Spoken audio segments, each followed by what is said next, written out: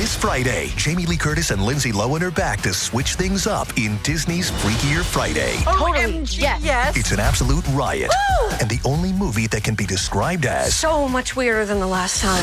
What last time? it's the frequel You ready? we've been waiting for. That absolutely slays. What deeply out-of-touch old person came up with that? You did. Wow. Don't miss the comedy event of the summer for all ages. Disney's Freakier Friday in theaters this Friday. Get tickets now. Rated PG. Parental guidance suggested. It's Wednesday Addams. I see you're trying to distract yourself from your own banal thoughts. Let me help. Here's a recording thing made of my latest root canal.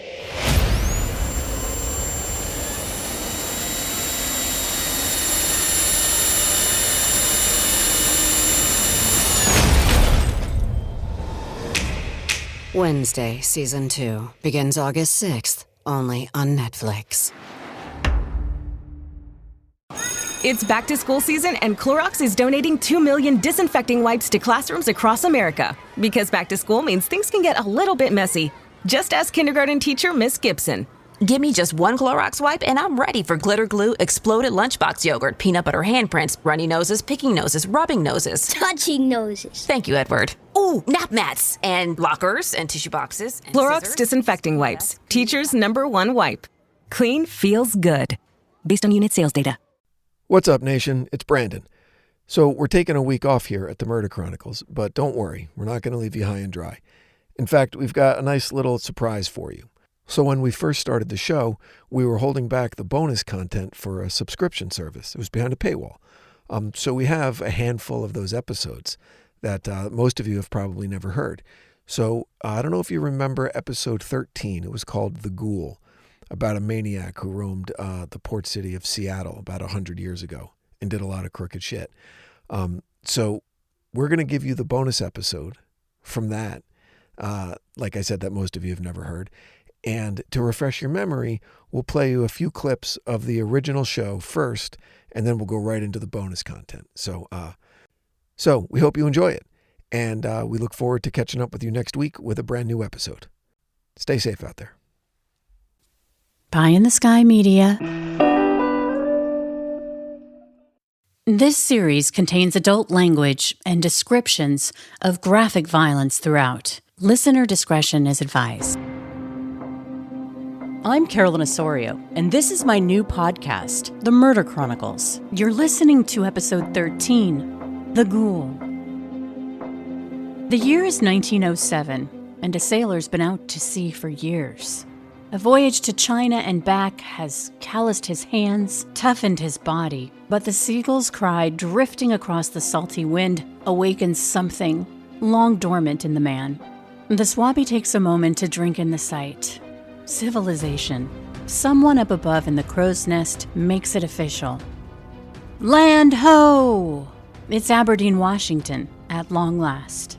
The sailor even musters a faint smile as he envisions the night ahead of him after the brutal conditions and toil, because life on the sea isn't for the faint of heart. But today was payday, and he knew he was just a few hours away from being on land with money in his pocket. He could almost taste a steaming hot meal, whiskey burning in his belly as he played a hand or two at the table, and maybe with the help of Lady Luck, he'll find a bit of lovin' tonight. Having no idea that he was about to encounter Billy Ghoul. The city of Aberdeen is near Washington's Olympic Peninsula, a sea of green. Old-growth rainforest in the early 1900s could be turned into gold in America's booming economy. The West Coast's oldest natural resource is being plundered in the midst of the Industrial Revolution. As the sailor's ship gets closer to port, he takes in the sights. 4 huge canneries perched on the bank of the Chehalis River. There, workers process the seemingly never-ending abundance of salmon, which at the time run in a beautiful blur of silver harmony. On the other side of the river, lumber mills churn out the mountainous stacks of old-growth trees that have been cut down without care: cedar, spruce, and fir. Back then, Aberdeen was a bustling city with folks from all over the world and locals too. Homesteaders, fishermen, loggers, and our sailor, whose ship has just come to shore in Grays Harbor. Back then, it was the largest port in the world. As the sailor disembarks, he's mesmerized, shoulder to shoulder with thousands of sailors like him from all over the world and burly-looking mountain men, loggers who'd been deep in the woods for months, still wearing their specialty boots, which chewed up the wooden sidewalks. But many of these working men have something in common. Fresh pay burning a hole in their pockets. After back-breaking work and hardship, it was time for some fun, which was available for a price at the many saloons, gambling halls, and brothels. But our Swabby's first stop is the Sailors' Union on the river's edge and a union man named Billy Ghoul.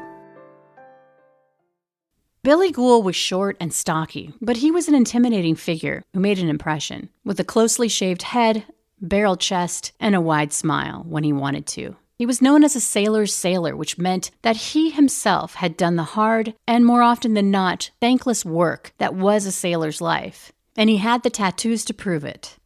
The reason our sailor stops off here is easy. He's in the union, and this is where he'll get paid. The sailors had to come to him to get paid. And when they did, if Billy didn't like you, or you said something bad about him, or you said something bad about the sailors' union, or you were a scab, or any number of other things that put you in bad stead with the union, then Billy would just get rid of you. He would first pay you, entice you to put your money in his safe, which he said was far safer than the bank. Billy was always cordial to newcomers. He asked the same questions. Hey, are you new to the area? Any family around? His smile was a practiced genuineness, which never betrayed his murderous thoughts. And with a charming bravado, suggested the sailor leave his valuables in the Sailors' Union safe, just to make sure he had fun, but not too much fun. And the sailor, feeling he was in the company of a friend, didn't see through the monster behind the mask. He was a power man. The more power he could get, the better he felt. To me, that's really what this whole thing with Ghoul was all about. Billy Ghoul's pitch-perfect routine was so smooth, the sailor didn't even see it coming. Come into my office before you go, he'd say, starting to monologue.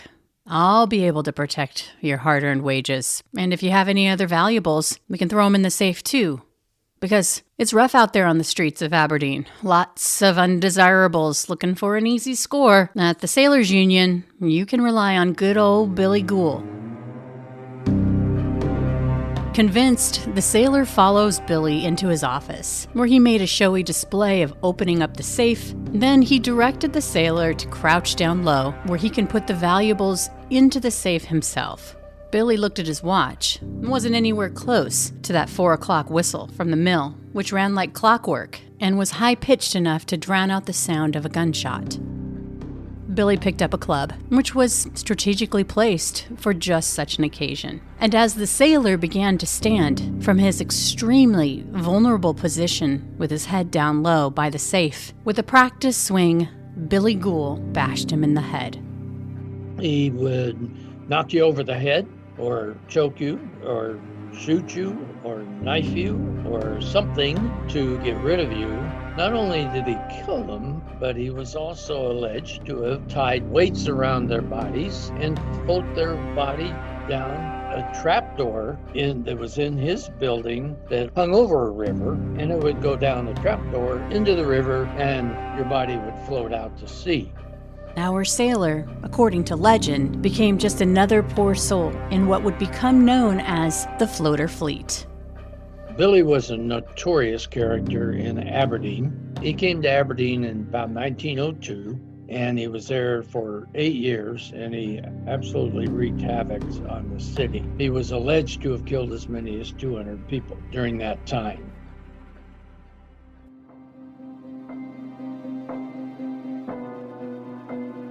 Three, two, one. Welcome back, Murder Chronicles Nation. How are you? Hope you had a great week. I'm Brandon, the producer of the show, here as always with your writer, host, and the woman that makes it all happen, Carolyn Osorio. Carolyn, nice to see you again. What an intro. I love it. Yeah. True. That's true. You have a good week? Had a great week. We had snow in the Pacific Northwest. And of course, it was like, I'm the kind of mom where it's like, I want those snow days. I want the kids to not have to go to school. It's fun to have everybody like, okay, let's go. So, and there wasn't enough to do like some massive fun sledding, but it's just great, really brings in the season. So it does. Good. How about you? It was fine. It was raining all week in LA. So, I got a lot of work done. I miss the snow days growing up in Jersey. I miss it a lot. Really miss it a lot. Like old school. I remember there was like one radio station, one local station that at like 5 or 6 a.m. they would let you know what schools were closed, right? And so when you saw snow in the forecast, me and my brother would be like, be up so early and no school. And I just go back. It was awesome. So I miss all of that. But you know what? I'm so evil because when I told you it was snow day and you were like, oh my gosh, I missed that. When we were on the phone, I was so tempted to like text you, like photobomb you with like, hey, look at us. Solar yellows. Woo, woo, woo. But I didn't. That would have hurt my feelings. Yeah. It would have made me feel great. Yeah, I bet it would have. And I deserve it. But anyway, so like I was saying before we started, your musical choices for this week's episode were great. So to all the listeners out there, normally we leave those choices up to our editorial staff. But this week, Carolyn sent along some music that was germane to the podcast. And I think it really elevated the middle section. And then at the end towards the credits, I thought that was very well chosen. So thank you for that. Yeah. Well, that's what I love about these historical cases where it's like, you really get into those layers of at least like what was going on back then. I have to stop myself from being like going into the rabbit hole of history. But anyway, those songs definitely like remind me of like an Irish bar. I used to love going to like this, like there's this really famous Irish bar in Seattle called Kells. It's been there forever. And I just love that. I love that kind of whole vibe. And I do too. I loved it because for as different as things were 112 years ago, 120 years ago, whatever the span of time that the story encompasses, unfortunately, there are a lot of fucking similarities. Right? To shit that's still going on. Yeah, of course. And so while I was listening to it, I found myself, nostalgic, not even nostalgic, because nostalgic is because you weren't there, longing for something that you'd experienced. No, but I guess just thinking about it, like, oh, how great that must have been, or what that must have been like, because I've read a lot of about the different gold rushes, like in California and then up in Alaska, and Seattle was a massive way station for people making their way up to the gold fields of Alaska. And so I'd read a lot about Seattle in right around this time. But it was a far more kind of hopeful version of Seattle in what I had read. I had never experienced like the shit that you went over in this. That was really mind blowing. A lot of it, but we'll get to it. So, as I always ask. Well, you know what's crazy is like these fucking tycoons, and then you have like Amazon, and I don't know if you saw that skit with Saturday Night Live where it's like the three billionaires go into space. They're like trying to like, oh my gosh, you have to watch it. Right. It's like one of the best Saturday Night Live skits I've ever seen. I was like, but it's just that whole thing about billionaires just like playing, and they're like. Anyway, it's like totally reminiscent of these tycoons back then, where it's like we're kind of still in that place of all the wealth being with not very many people. Yeah, there's an argument that it was worse back then, right? Like with Rockefeller, I read something that at his height, Rockefeller's wealth was equal to like 2 or 3% of the United States, of like the GDP. And, which no one today is really even anywhere near that, in terms of how it's, comparable kind of wealth. But just imagine that. Imagine that. Because you mentioned, who do you mention in the podcast? Vanderbilt, you mentioned, and some of these other tycoons. Yeah.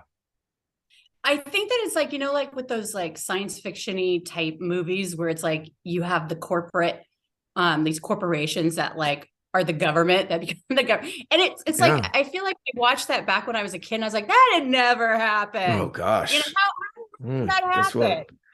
Yeah. Right. I know. So anyway, I just feel like, we've come far, but have we really? It's just a different flavor. But anyway, that's why it's fun to kind of juxtapose, what these workers were going through. And and that's one of the big points where you can see the strides that we have made, right? Is workplace conditions, the 8-hour workday, the strength of unions going on now.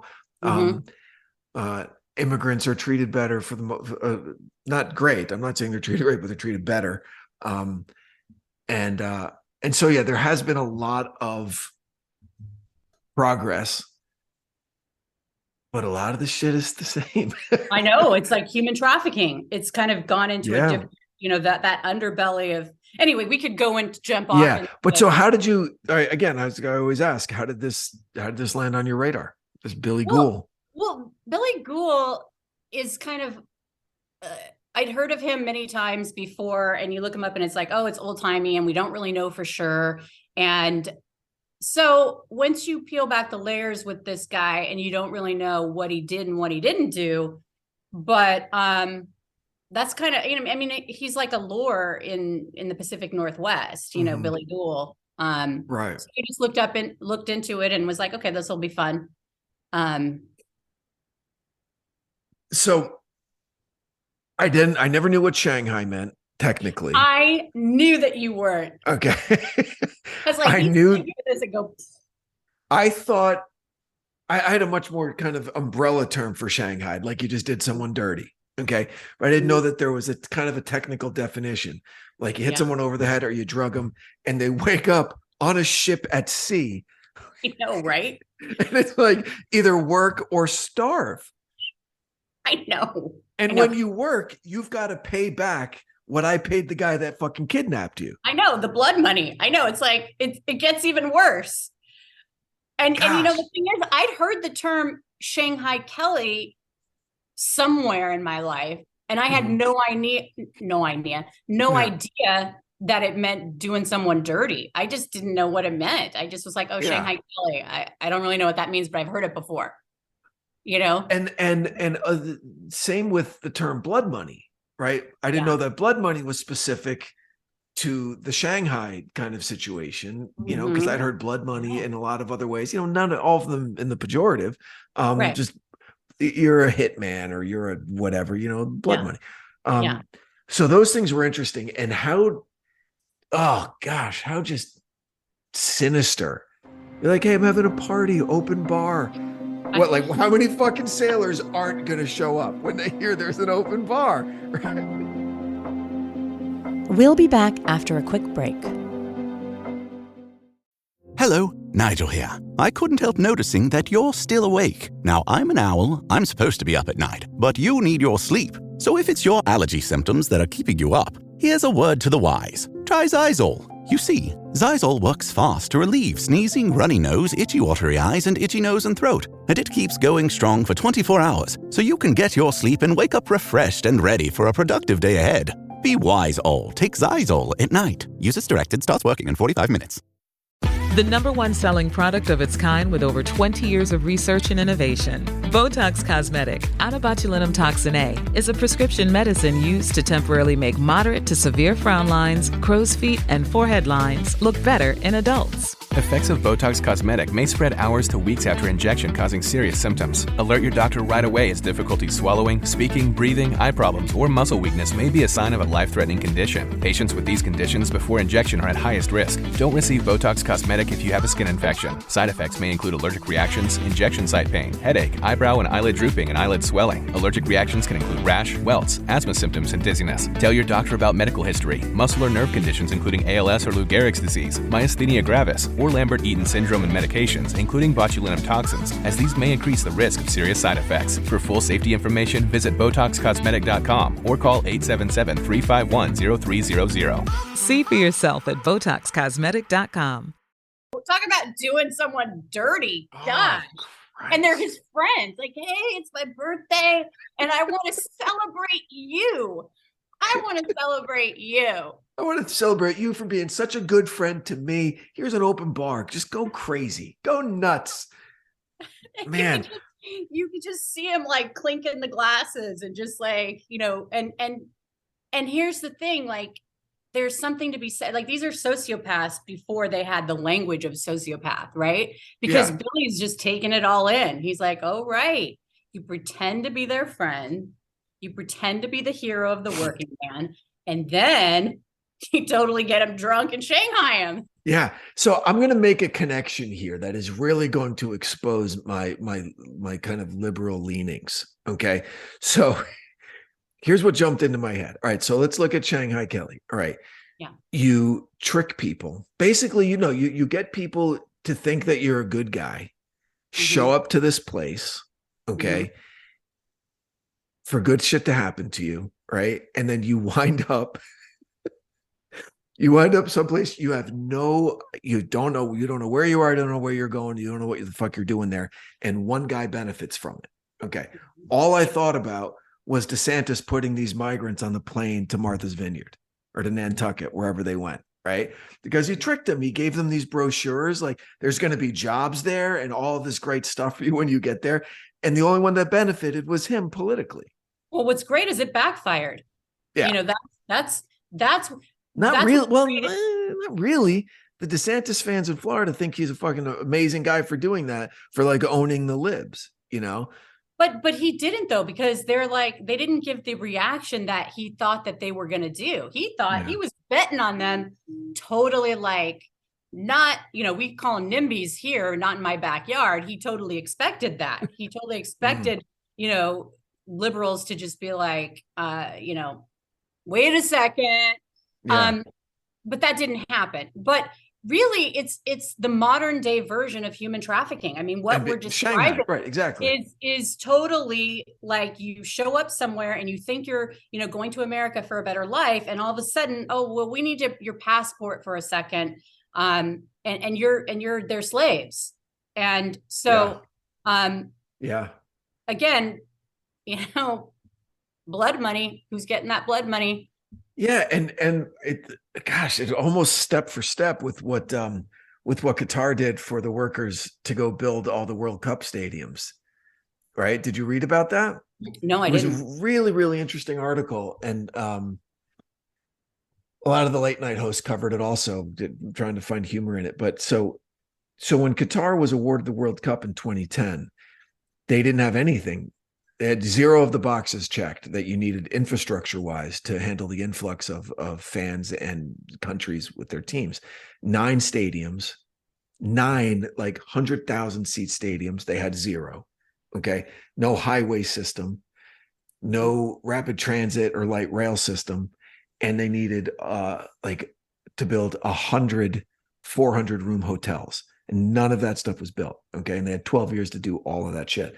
And so there are these agencies in nearby countries, Nepal, Pakistan, India, that amass massive workforces to send to other oil-rich countries right?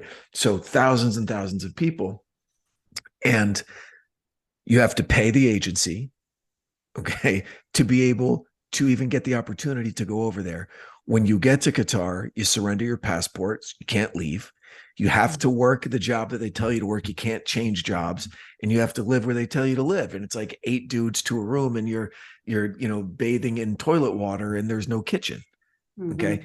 And they moved the World Cup from summer to the winter, fall, winter, because it's 125 degrees in the summer there. And it was, not safe for the players, highly trained athletes, to be outside for 90 minutes. However, the workforce had to work through the fucking summer, through 12 summers, and like thousands of them died. And there's a word for it in Arabic that basically means indentured servitude. It's like slavery.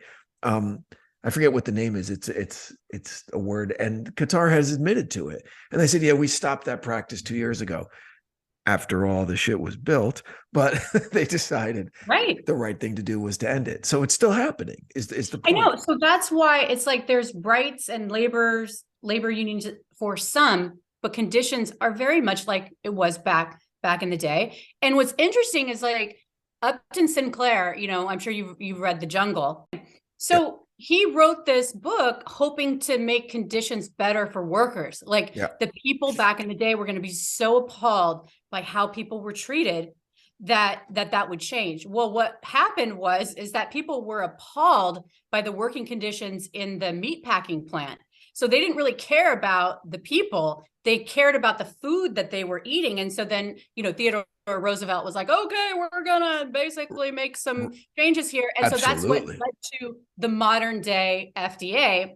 Yep. But like, as far as the people, it would take all these labor unions to basically change that. So yeah, I mean, we have moved the needle for some workers, but for so many other people, it is very much like it was back here, back then. Man, and getting back to Billy Ghoul, this guy, whoo, this fucking guy. It's like the name Ghoul. I mean, a great name for the guy. And how he would time his murders with the whistle going off, right? He had a fucking trap door into the river. I know. Who is this fucking guy? Did you read the Eric Larson novel, Devil in the White City? I was just going to recommend, I was going to say, like when you talked about the car thing, I was thinking, oh, well, this is kind of like Chicago back in the day. It's probably in the early 1900s that this happened. Yeah, the World's Fair. Yeah. The World's Fair. Yes, I did read that. That guy was like. And this whack job, he had like a dungeon in his house and secret passages and all of this shit, like Billy Ghoul. And the way that Larson set up that whole, how it was like a serial killer's playground, like it was where the work was. Everybody just descended on Chicago. Everybody, young women, young men, old people, everybody with something to sell or a story to tell or some kind of anything, every snake oil salesman was there. Every predator you could imagine was there. And this guy just quietly built out his little murder dungeon, and in the main thoroughfare, right there. In the main thoroughfare. Yeah. Was that guy Wow. H.H. Holmes? Was that the guy's name? The bad guy, the killer. Yeah. Yeah.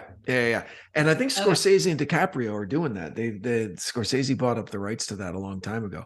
When I think when the book came out. Billy Ghoul would be. I'm surprised nobody has like touched this. I mean, you could just see. It's like what is that one series?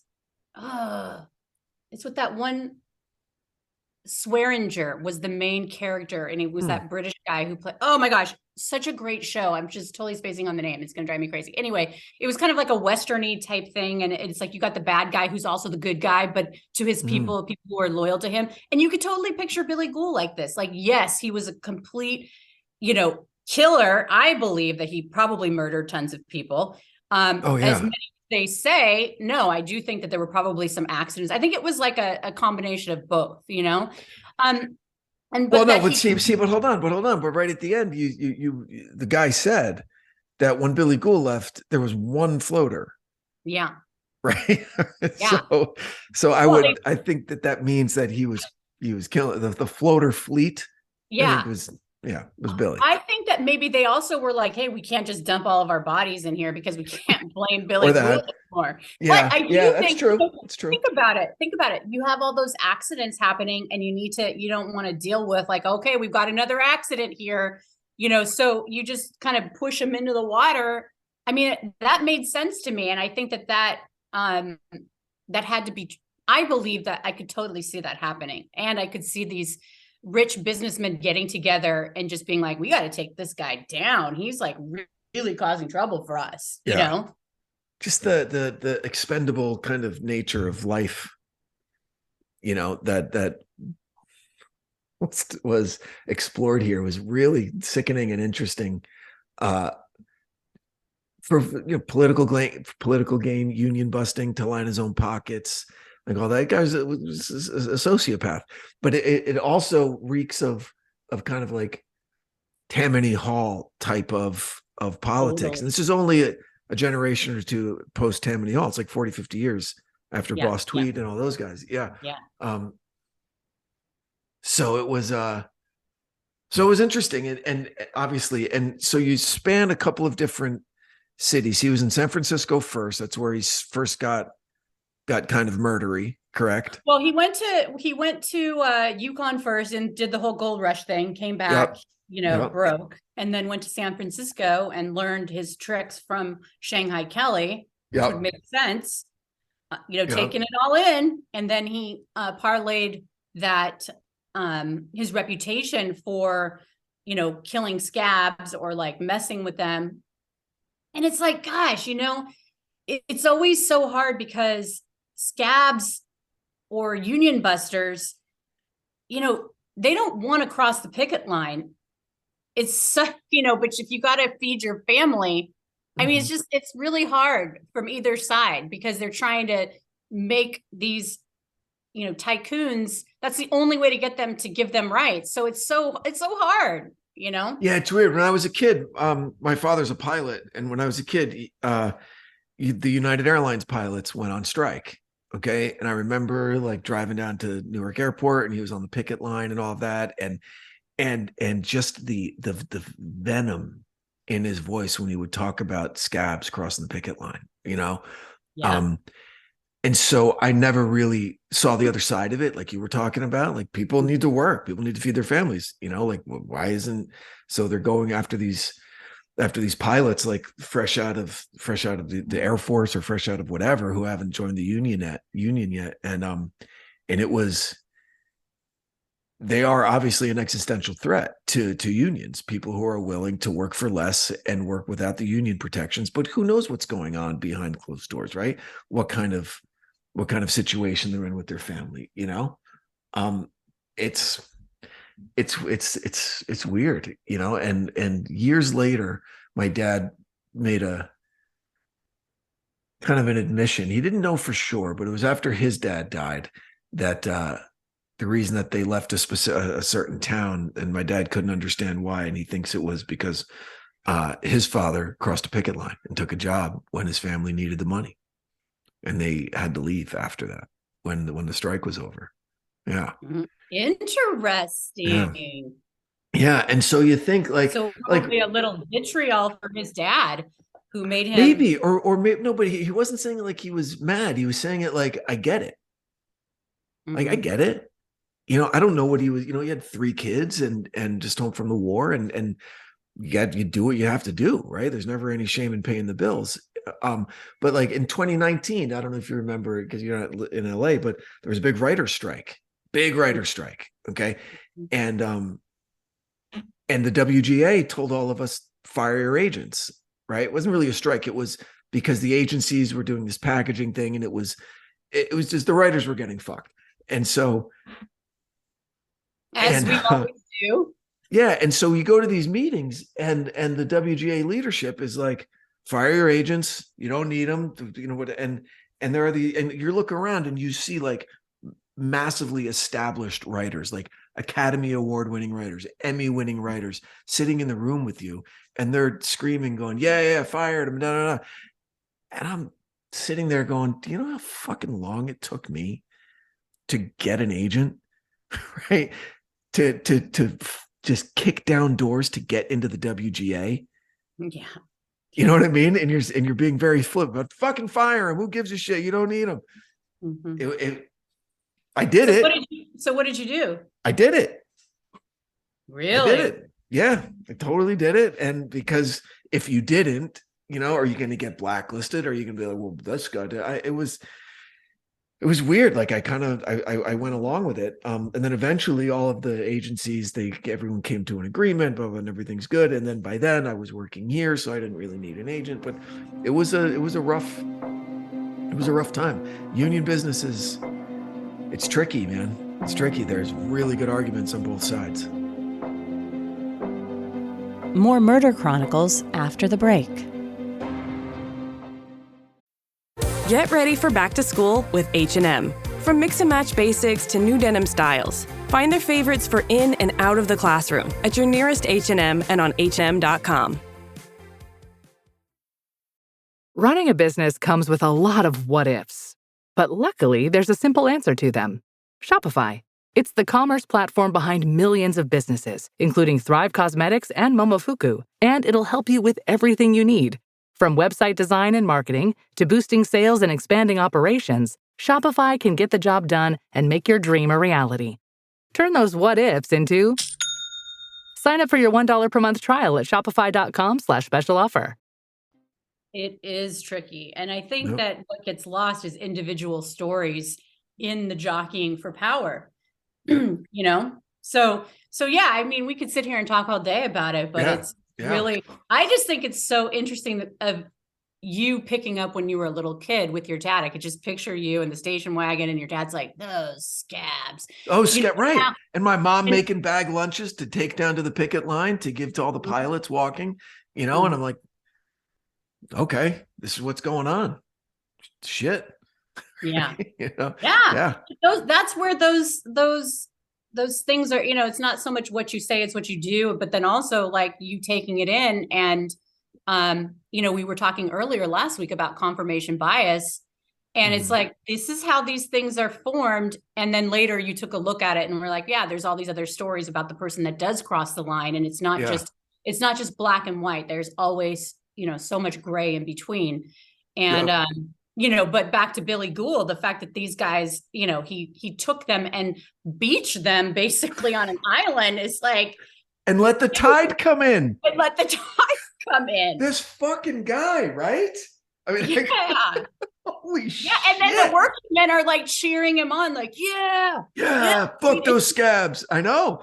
It's crazy. It's like Hoffa, like, she's one of the biggest union guys ever. Yeah. Who knows what the fuck that guy did? Yeah. Right, to kill union busters, right? I mean, we know some of it. Yeah. And imagine what we don't know. And he got at the end, right? Absolutely. Absolutely. Yeah. Just like Billy did. So that's what I liked about this.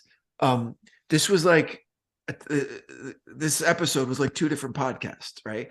It was like, historical, which I love, you know that I love all of that. And I wrote down, like, I learned like 4 different things on this, which was amazing. Not only the Shanghai and blood money definitions, which are great. But and then kind of like the last third or half is the true crime podcast, how he got caught, right? And the trial and shit that happened at trial. The tattoo, how they preserved the tattoo, that blew my fucking mind. Yeah. Like, holy shit, this is 112 years ago at this trial that they like cut off the tattoo and preserved it as like a gotcha moment in court. Yeah. They actually I read somewhere that it was pickled, and I was like, I cannot say pickled. I mean, that's just way too. You should have said pickled tattoo. Gosh. I mean, then it just really brings it in. Like, can you picture? I think like back in the day, they had those big jars of pickles where you'd like go in some the like brine, or something. Yeah. And then you just like, ladies and gentlemen, and of the jury, I present to you Defense Exhibit 37.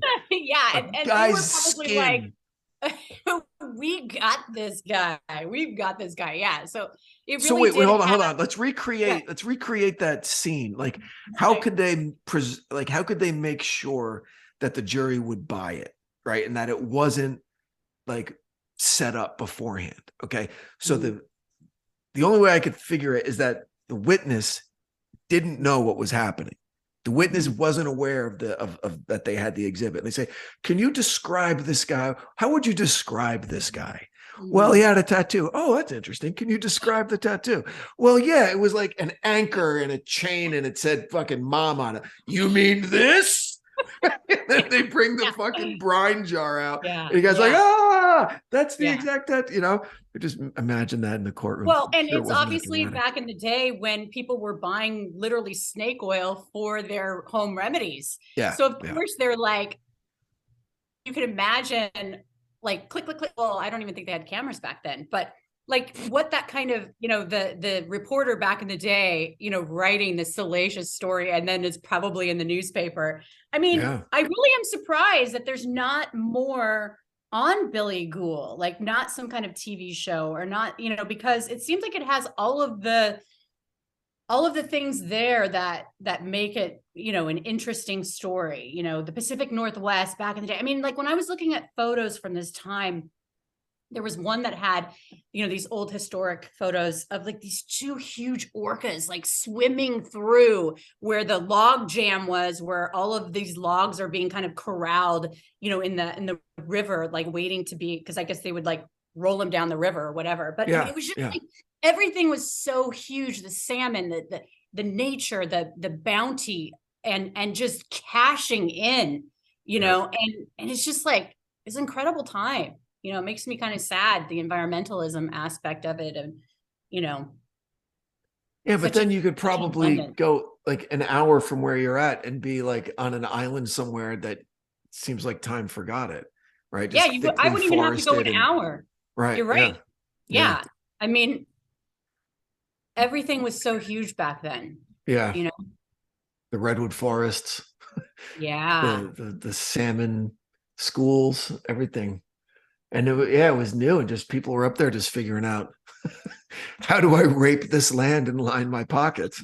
I know, right? Right? And it's so sad because like people like, okay, Aberdeen was basically this thriving place in this story, but now it's coming back, but it's kind of depressed. The logging industry is not what it was. And now it's more known for being the birthplace of Kurt Cobain. Right. So it's just crazy that it was at one time the largest port in the world. Yeah, that was interesting. That was really interesting. Yeah. I mean, it's just how times have changed for sure.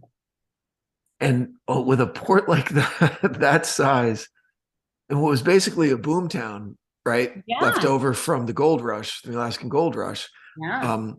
Just the lawlessness that was going on up there, as evidenced by Billy Ghoul's just murderous kind of spree. And just, you imagine just come in for, I mean, I love how you opened it. A sailor coming off, they had a pocket full of money, and Billy's like, whoa. There's a lot of booze and broads out there. Let me help you. All right. Yeah. You'll be thanking me tomorrow that you left most of your money with me. Hits him over the head and fucking dumps him into the river. God. Holy shit. Oh my God. You just look like Robert De Niro whacking someone. That facial expression that you just had. Well, think about it. If if depending on him being a good talker, which I'm sure he was, you're like, hey, you got a brother in me. Trust me, I've been there. I've blown through all of my money in one night. That I'm here to help you guys. Oh, cool. Great. Thanks. Just bend down there a little bit lower and get all your shit in the safe. No, don't look back at me yet.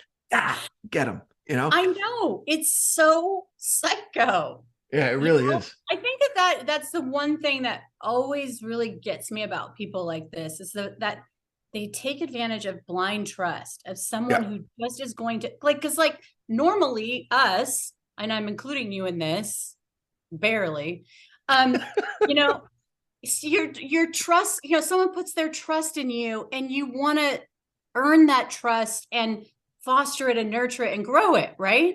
Most people. Right. Most people this guy is like, it's a currency in the other direction. Sure. It's like, great. Yeah. I can totally okay. They check all the boxes. He comes in. Hey, you know anybody new in town? And once he finds out this is a perfect guy to kill, right? Because nobody's going to know who he is. He has no family. And I'm going to insert myself into the investigation. Serial killer 101 by identifying the body, which is ultimately which gets him, one of the things that get him caught in the end, with that. So I wanted to ask you about that. So yes, to your point, there are evil people that just see trust as a tool to get in with a mark. Like that's it. Yeah. Right. Okay. Yeah. And so where Billy fucked himself with identifying this person was, I mean, it was weird. Like, why did he use the name of the watchmaker? Just because he could have said John Smith, but he used something very specific. Because what was he going to steal the watch and like had that name in his head? I think what happened was that he's ruffling through the guy's pockets. Mm-hmm. And people like would scratch their name into right. So he watch. thought it was right. Okay. So he didn't know. He didn't know it was the maker's mark. He thought it was the guy's name. Right. Yeah. Right. Wow. Jesus. And then we always talk about serial killers. He killed the dog. I mean, that's like one of the first early. Yeah, that bothered me a lot. Yeah. You really don't mess with a man's dog. No. I've seen John Wick. Okay. You don't mess with a man's fucking dog or John Wick will come and kill you. Rightfully so. So it was nice to see him finally go down for it. They got him for one murder. It's like, did he pay his debt to society? I doubt it. Same thing with Capone. I got Capone for taxes, but the man still died in prison. So like, I think there's some satisfaction in that. Well, and think about how he died. Just 1 second. Yeah. I didn't go into too much detail, but he had syphilis and basically he went insane. Yep. I mean, that's no fun. And it's no fun. And I think if you look historically, people like that, that's the end that they have in store, one way or the other.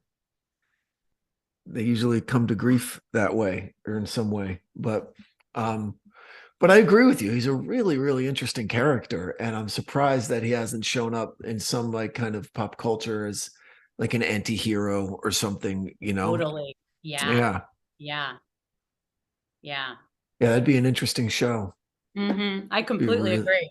Really, really interesting show. Because because he does have the, you can see that he was probably a super beloved figure.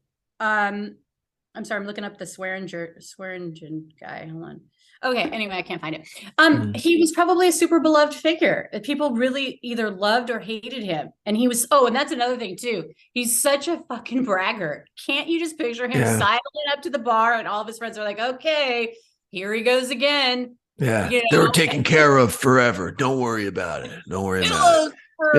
Yeah. Did you watch Mad Men? Oh, I love Mad Men. I love. Remember the pilot where you're with John Hamm this whole time. You're like, oh, cool guy, and then right at the end he cheats on his wife of the pilot episode, right? You're like, the fuck is going on? Yeah. In this show, the whole first episode, we're like, oh, this guy Billy Ghoul, he's super cool. He's helping out all these sailors, and then right at the end, he fucking whacks the guy over the head and dumps him through a trap door. What the fuck did I just see? Like I that know. that would be great. I know exactly. What an intro to the character. Yeah. I definitely think there's something. We'll see something down the pike at some point because it's just too much going on there. Yeah. Agree. All right. Well, hey, great episode. Very, very well done. Thank you for that. I learned a bunch of stuff. Whoa! I just lost a headphone. Hold on. Can you still hear me? Yes. Great. Okay. All right. Well, thank you everybody so much for listening to the Murder Chronicles. We really appreciate you doing that. And if you get a chance, please rate and review. That helps so much. She's right about that. Please rate and review. I took over your job. It's okay. Rate and review. And we look forward to getting together with you again next week. Have a good one. The Murder Chronicles is a pie-in-the-sky production recorded live in the beautiful Pacific Northwest. We are produced by Brandon Morgan and myself, music by Soundstripe. For Pie in the Sky Media, I'm Carolyn Osorio, your writer and host. Thanks for listening.